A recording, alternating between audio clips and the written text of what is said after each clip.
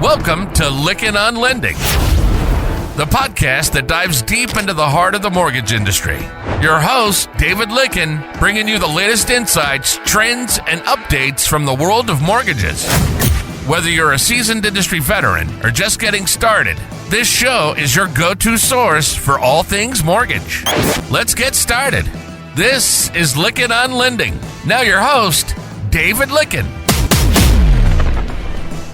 Folks, welcome back to another episode. It's actually episode 3 related to loan works. And the title of this one is What Happens to Loan Officers When Busy Work Disappears. Really, when you start looking at this, a lot of us who have been loan officers were distracted with a lot of busy work. And AI has had a big game-changing aspect to this. But a lot of people say whenever AI enters the conversation, the fear question shows up. What happens to people? I want to talk today about what really happens to loan officers when friction disappears. Pavan Agrawal, good to have you with us. I'm having so much fun. This has been a great morning, and here we go. So I'm going to turn that question back around to you, David, because you were probably the biggest producer back at, when you were a loan officer. Back in the day. You were number one in the country. Yeah, you were number one in the country. And you were doing this long before there was any kind of computer, anything. And so it's the best contrast to make. So I'm going to throw that question around on you. I'm going to ask you, when you were number one producer in the country, what was the busy work that you were doing? Busy work had to do with paperwork, the calculations and things like this. And the problem, Pavan, is I was dyslexic. So preparing disclosures, I would have a column of numbers and I couldn't get the same answer twice because the numbers would move around. When you're dyslexic, numbers move around on a page. So it was really frustrating to the compliance people. So that part, but the part I enjoyed the most was the people part. Okay. Now, why were you doing the busy work? Why didn't you have assistants doing it for you? Well, that's an interesting story. They later were going to fire me because I could get columns of numbers.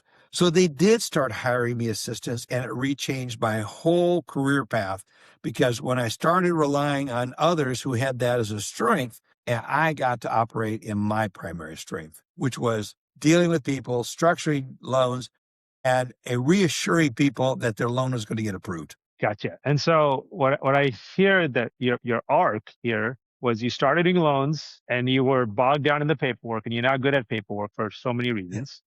Yep. And then your employer wisened up and gave you assistance, and then all the busy work moved to the assistants and you were focusing on doing what you do best.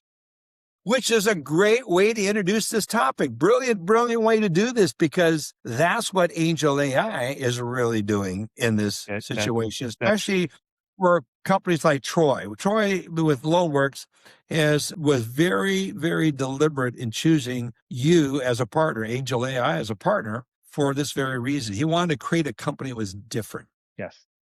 And it takes a different kind of mindset. It takes the mindset of a loan officer that's recognized. Why am I doing busy work?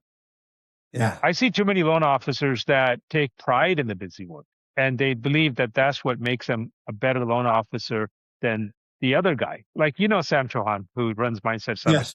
He, back in the 90s, he was the nationally number one loan officer in the country. He was closing 80, 90 loans a month. Okay. And all the loans that he closed, right? What happened was that he originated so many loans and he didn't even know how to do the busy work. He didn't get the training. He had no idea how to actually structure deals and calculate income and stuff. And then if you listen to a story, he had this huge pipeline of 100 loans and he was having a nervous breakdown because he didn't know what to do. Okay. And thankfully he had a really smart leader, Bill Chris, and who's one of the all-time greats in this industry. And Bill talked to him and said, okay, I know what your problem is. And Bill said, just don't worry about these loans. He said, Sam, don't worry about these loans. You just go out and get some more loans. Don't worry, they're going to close. And then Bill stepped in and put a processing team in place, put a bunch of people who then tore through the files, got everything done, and got the loans closed. And so Sam could keep going and getting more and more loans. And he stayed consistently number one producer year after year for like over a decade. Working with Bill Chris. So that was a company, by the way, just taking us back memory lane. It's a company called National Pacific Mortgage. I don't know if you remember those guys. I remember. Yeah.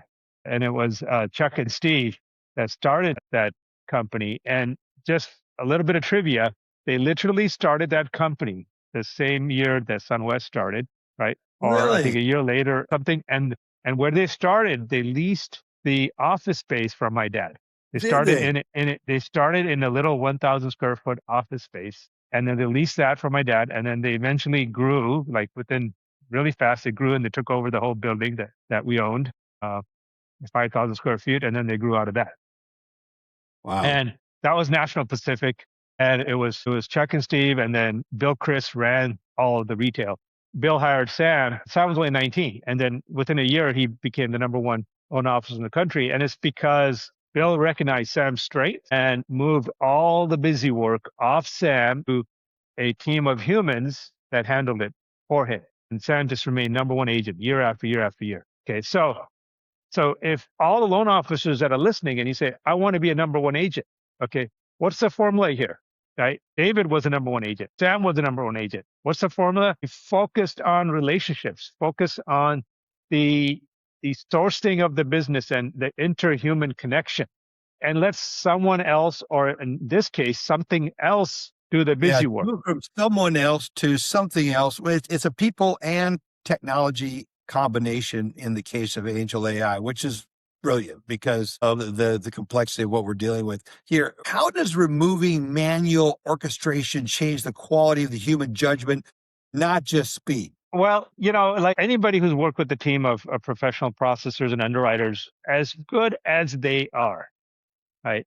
And these people, I tell you, they work so hard and they're under so much stress and pressure all the time. But like human errors and mistakes are going to happen.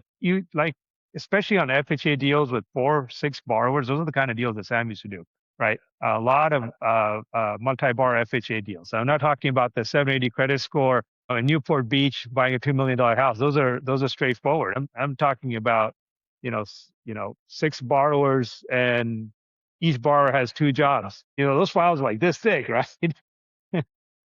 You have so many documents and so many numbers to crunch through. You're going to make a mistake. And then you make a mistake and there's something, either you're going to end up with a HUD deficiency or post QC problem, or even worse, you end up catching it just before closing.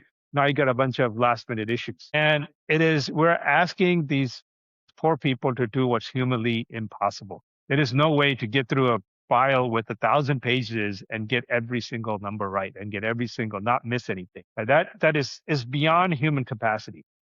Okay, so the way you solve that problem is let the machine do all that, and the machine will do it super fast, like within minutes, and it won't miss anything because it's a machine. And then it's done, and your numbers are finalized as correct, and your assistant is now the machine, not the human, and it's fast, reliably go back to the customer and give them answers that you can bank on. What you're doing is removing the cognitive load that's on a lot of loan officers and getting them into the area of their greatest strength, which most of them go ahead.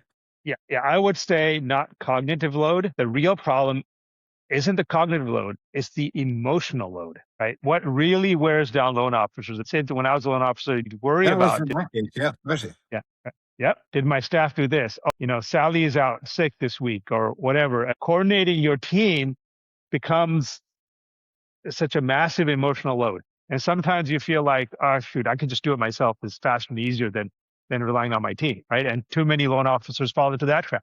That's why good loan officers are control freaks, because they've been burned so many times with these kinds of situations.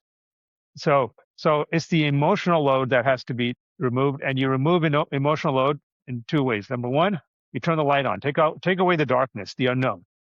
It's going to be better. Right? Look, originating a loan from origination to closing should not be a suspense movie. Way to put Right? It's so true. It should be a happy romance movie, right? With a happy ending. Boy meets borrower, right? Boy and borrower fall in love, borrower gets his house, right? It's simple as that, right? That is the same plot you want in every single loan. That's the movie, right? It's easy, predictable. And the only way that movie is going to play out that way is if you have the answers up front and fast, and you don't have to worry about, who's out sick and who's on vacation and who's having a bad day and all these kinds of things. Or you had a great month and you originated a bunch of loans and you're like, shoot, I don't have enough processors. I don't have enough underwriters.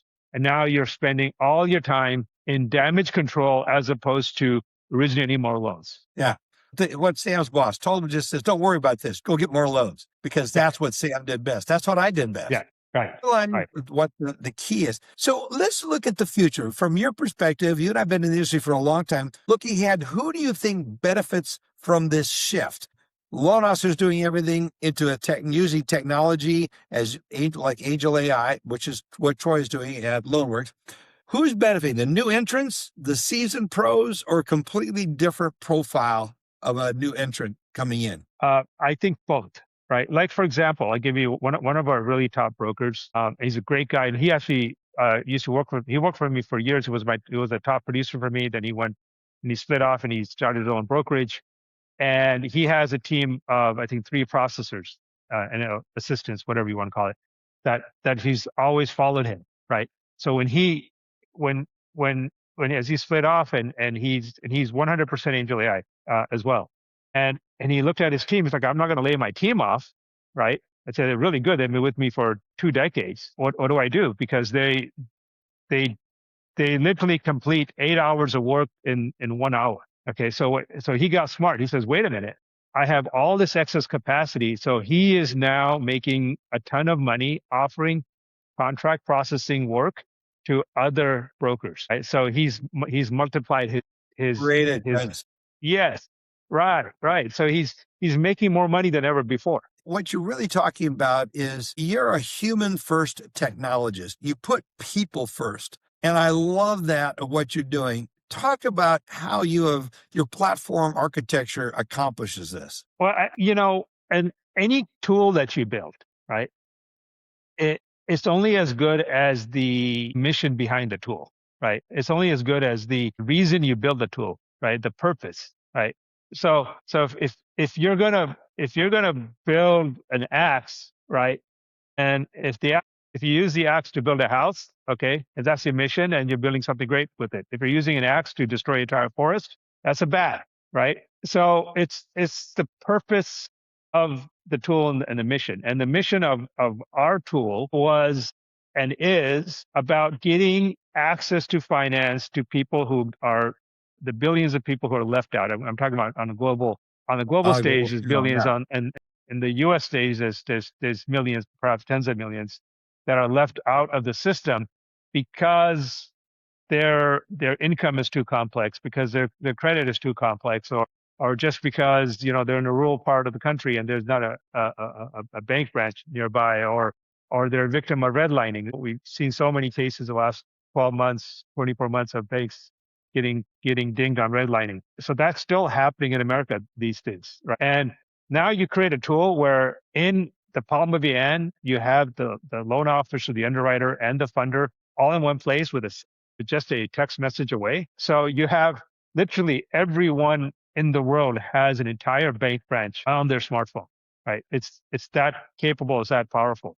So when that's the mission and that's the vision and that's a human first vision, then everything else follows automatically. That's beautiful. And when we put it like that, it orders things where people are doing what they do best, relating to others, and technology is doing what it does best, is making sure you don't mess up in the details of everything.